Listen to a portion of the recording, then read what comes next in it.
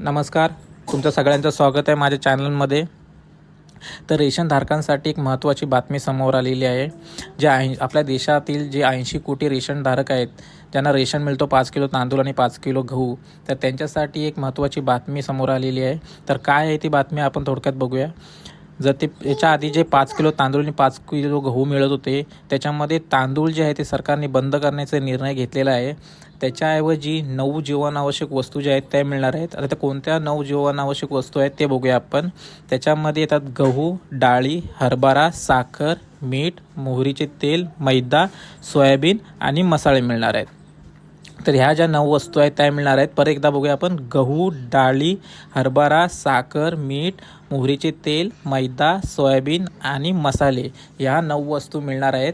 आणि जर तांदूळ मिळत होते 5 किलो, ते बंद करण्याचा निर्णय जो आहे तो सरकारने घेतलेला आहे. तर तुम्हाला काय वाटतं, हा निर्णय योग्य आहे की चुकीचा आहे, तो कमेंट करून सांगा.